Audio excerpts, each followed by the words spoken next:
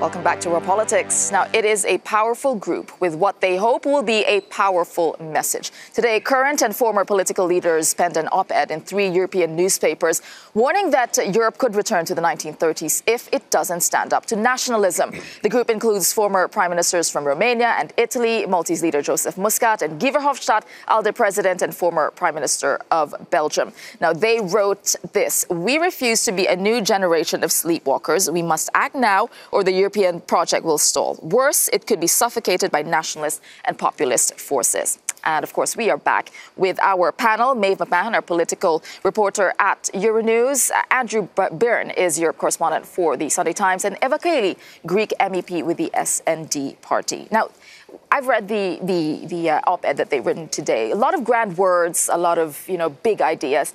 But they talk about action. But except, is the action clear enough? What action are they talking about? Eva, I'll put that to you. Well, I think it's really important to see forces of the progressives to join here and at least try to set up a new vision for Europe. We have elections in a few months, try to fight populism with messages that will be positive and not negative, trying to establish security, control, but not hate and anti-immigration. Because in the letter they said that they would even be prepared to renegotiate treaties. I mean, treaties, does that mean as core, as central as the freedom of movement, for example, which is such a big deal when it comes to migration?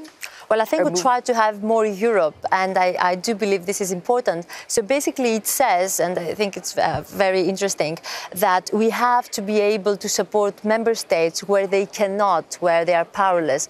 And I think, like in the migration crisis, it seemed that we needed the European solidarity and support, and we have to even change treaties if we can ensure that this would happen. And we have S&D leaders, ALDE, working together and have a different voice. Cross parties, that is. Andrew, are you convinced reading this that this is enough to counter nationalism that is on the rise? Well, I think it's very commendable that the writers of the letter have sort of said that we won't sleepwalk into authoritarianism, and there is a risk of authoritarian decline in parts of the EU.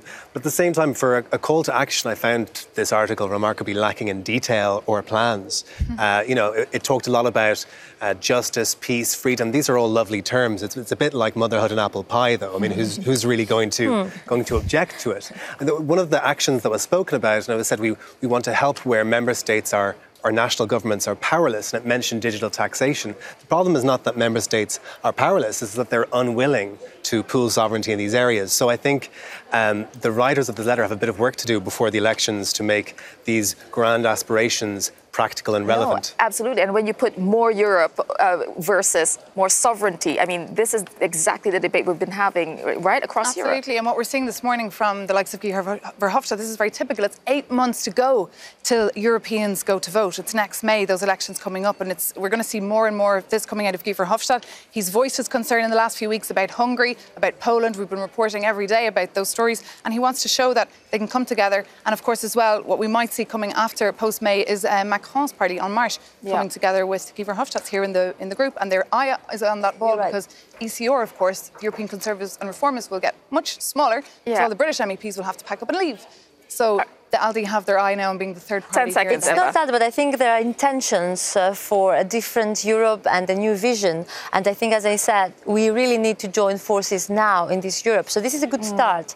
I agree, we need more details, a lot more. But it's a good start.